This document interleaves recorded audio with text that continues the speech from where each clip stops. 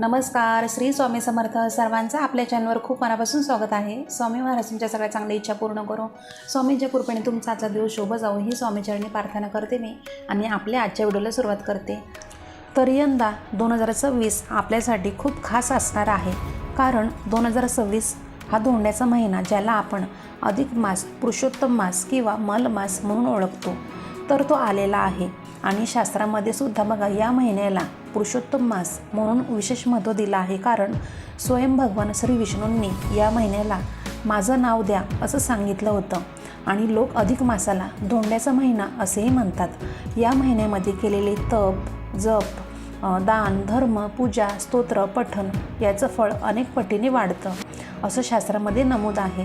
तर आजच्या व्हिडिओमध्ये आपण या वर्षातील सर्वात विशेष, सर्वात पुण्यदायी मानला जाणारा हा अधिक मास म्हणजेच पुरुषोत्तम महिना हा नेमका कधी सुरू होतो आहे आणि कधी संपतो, याचं महत्त्व काय आहे आणि या महिन्यात नेमकं काय करावं, कोणत्या चुका टाळाव्यात, तसेच या महिन्यामध्ये कोणकोणत्या महत्त्वाच्या तिथी आलेल्या आहेत, हे आपण आजच्या व्हिडिओमध्ये पाहणार आहोत.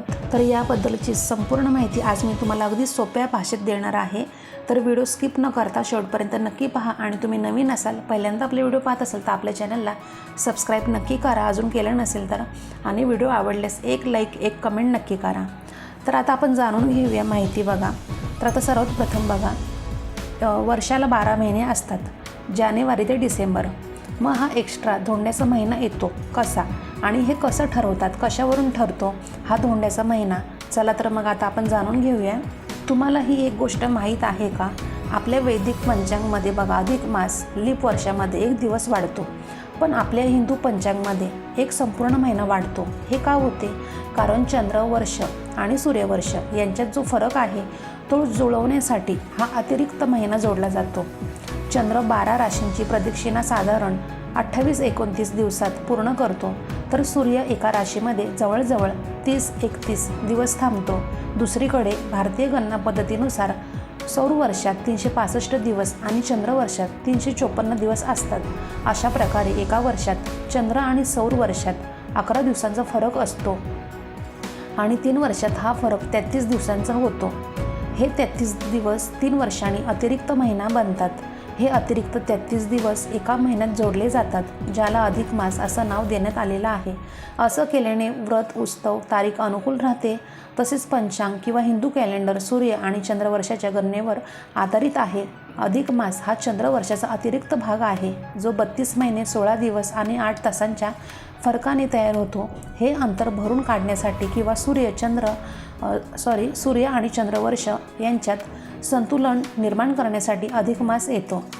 तर जगातील प्रत्येक जीव हा 5 घटकांनी बनलेला आहे: जल, अग्नी, आकाश, वायू आणि पृथ्वी. ज्या काळामध्ये व्यक्ती धार्मिक कार्यासह ध्यान, योग इत्यादी द्वारे आपल्या शरीरामध्ये उपस्थित असलेल्या या पंचमहाभूतांचा समतोल स्थापित करण्याचा प्रयत्न करतो, तो काळ म्हणजे अधिक मास. म्हणूनच अधिक मास दरम्यान केलेल्या कामांनी दर 3 वर्षांनी परमशुद्धता प्राप्त केल्यानंतर व्यक्ती नवीन ऊर्जेने भरून जातो. आणि इंग्रजी महिन्यानुसार सांगायचं झालं तर 2026मध्ये अधिक महिना हा मेमध्ये आलेला आहे. 17 मे 2026 वार रविवार या दिवशी अधिक मासाला सुरुवात होत आहे. आणि मराठी महिन्यानुसार सांगायचं झालं तर ज्येष्ठ महिन्यामध्ये अधिक मास आलेला आहे. 17 मे 2026 वार रविवार या दिवशीपासूनच अधिक ज्येष्ठ महिन्याला सुद्धा सुरुवात होते आणि याच दिवसांपासून आपल्या अधिक मासाला सुद्धा सुरुवात होत आहे.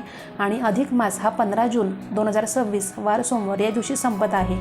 अधिक मासामध्ये 21 मे 2026 वार गुरुवार या दिवशी सुद्धा गुरु पुष्यामृत योग सुद्धा आहे. तसेच आश्चर्याची बाब म्हणजे 2026 या वर्षात अंगारकी संकष्टी चतुर्थी 3दा येणार आहे.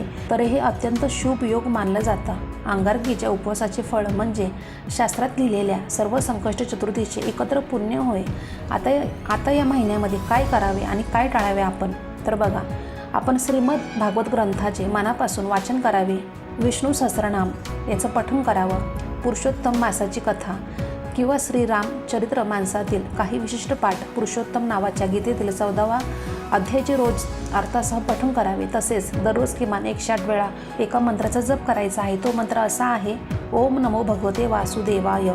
ओम नमो भगवते वासुदेवाय या मंत्राचा जप आपण जर एवढ्या मोठ्या स्तोत्रासाठी तुम्हाला वेळ नसेल तर हा मंत्र फक्त एक आपण पठण केला तरी चालेल, कारण तेवढ्याच पुण्याचे फळ हे मिळत असतं. आणि या महिन्यामध्ये शक्यतो एक वेळेस अन्न घ्यावं असेही काही परंपरांमध्ये सांगितलं जातं. यामुळे शरीर हलकं राहतं आणि मन जप तपासाठी स्थिर होत असतं. आणि सर्वात महत्त्वाचं म्हणजे या महिन्यात दानाला विशेष महत्त्व आहे. तर गहू, तांदूळ, मूग, दूध, दही, तूप, आवळा, तांदळाचे पिठाचे पदार्थ, जिरे, साखर, खजूर अशा सात्विक वस्तूंचं दान आपण करावं. असं दान केल्याने ग्रहदोषही शांत होतात. याचबरोबर अधिक मासात दीपदान अत्यंत शुभ मानलं जातं.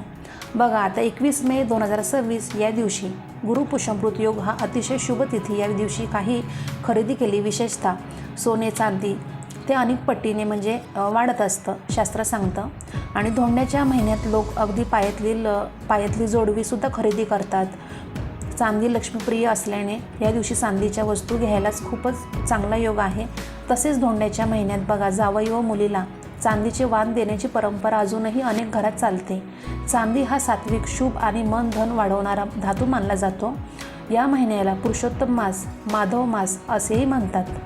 आणि या महिन्यात केलेली पूजा, जप, तप, दान, पाठ, सेवा याचं फळ हे 100 पटीने आपल्याला लाभत असतं. पण या महिन्यात काही चुका केल्या तर त्याचा परिणाम संपूर्ण वर्षभर आपल्याला जाणवू शकतो. म्हणूनच आज आपण जाणून घेणार आहोत अधिक मासात कोणत्या चुका आपण अजिबात करू नये, कोणत्या चुका आपण टाळायच्या आहेत, कोणत्या गोष्टी केल्याने पुण्य आपलं कमी होणार आहे हे आपण आता जाणून घेऊया. तर सर्वात महत्त्वाचं म्हणजे बघा लग्न, साखरपुडा, गृहप्रवेश, नामकरण, मुंडन, मोठी मंगलकार्य, ग्रहशांती ही कामे या काळामध्ये टाळली जातात. तसेच या महिन्यात मांसाहार, मद्यपान वर्ज्य करायचं असतं. कांदा, लसूण आणि उडदाचे पदार्थही खाऊ नयेत. तसेच कोणत्याही नवीन कामाची सुरुवात अधिक मासात करू नये. साधारणतः नवीन कामे, नवीन घरे, नवीन दाराची सुरुवात, नामकरण, गृहप्रवेश, लग्न, मुंज, वास्तुशांती अशी मोठी शुभकार्य टाळली जातात. तसेच विहीर, बोरिंग, तलाव खणणे असे काम करू नये, कारण हा महिना उपासना आणि आत्मशुद्धीचा असतो. त्यामुळे ही कामे आपण टाळावीत. हा महिना शांततेचा, जपाचा, सेवेचा असतो. भांडण केल्यास पुण्य नष्ट होते असेही म्हणतात. तसेच रोज सूर्योदयापूर्वी उठावे. अधिक मासात ब्रह्ममुहूर्तात उठणे हे अनिवार्य मानले जाते. उशिरापर्यंत झोपणे पुण्य कमी करत असते. देवघर, देवांची मूर्ती अस्वच्छ ठेवू नये, ते आपल्याला स्वच्छच ठेवायचे आहे. आणि तिखट वाणी किंवा निंदा, चुगली अजिबात असं करू नये. अधिक मासात निंदा, वाईट बोलणे टाळल्यास पुण्य खूप वाढतं. वाईट बोलल्यास पुण्य क्षीण होत असतं. विशेषतः अधिक मासात घरातील कचरा साफ करणे अतिशय शुभ आहे. काटकसर न करता जास्तीत जास्त दान करावे, कारण अधिक मासामध्ये दानाचं पवित्र फळ हे 100 पटीने वाढतं. तर दान टाळणे म्हणजेच पुण्य गमावणे. जास्त खर्च, दिखाऊपणा टाळा. हा महिना जोरात खर्च करण्याचा नसून साधेपणा आणि मर्यादाचा आहे. देवाचे व्रत अर्धवट सोडू नका. आणि तसेच सुरू केलेले जप, व्रत, पाठ अर्धवट सोडणे चुकीचे मानले जाते. मांस, मद्यपान, तिखट किंवा राग वाढवणारे अन्न टाळा.